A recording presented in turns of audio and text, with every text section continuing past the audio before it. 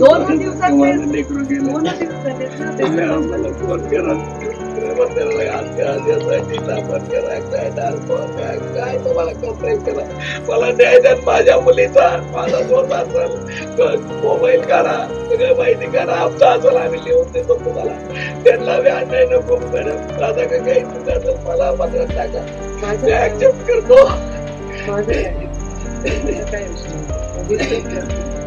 तुम्ही सांगा त्यांना. कारण मी असं करायचं नाही पण माझा पिढी आहे बाईक नाही बघा. मीडियावर भावना व्यक्त करण्याची मला गरज आहे. मला आहे ते मीडिया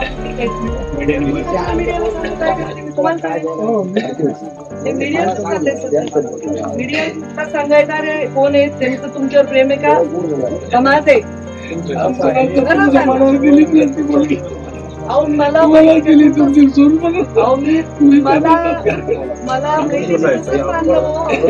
मला काय माहिती तुम्ही सगळे ठरवून आले आम्हाला तरी त्याचं काही तक्रारी नाही ना माझ्याकडे. 3-4 वर्षात काही सुपारीचं व्यसन नाही. कसं वाटेल या पोराचं, मला काय वाटणार त्याची काही तक्रार माझ्याही मनात डोळ्यासमोर काहीच नाही ना.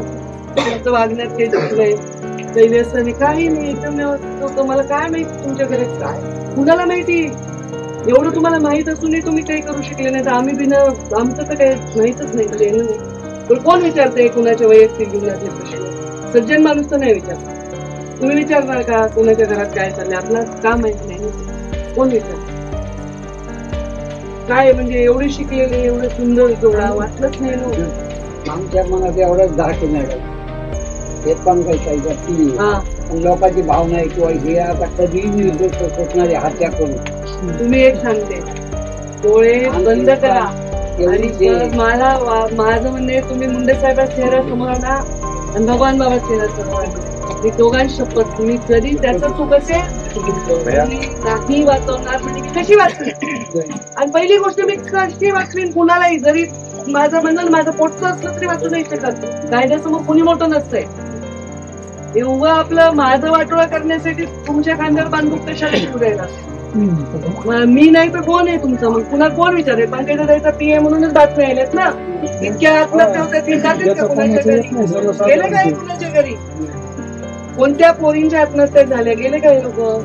दुसऱ्यांचे पीए असले की नाही येत कोणी समोर.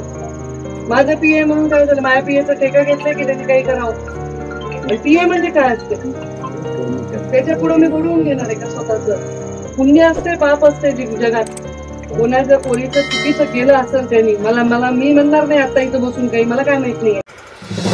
नवीन घडामोडी पाहण्यासाठी आजच आम्ही मुंबईकर 24 तासला लाईक करा, सबस्क्राईब करा आणि अपडेट राहा.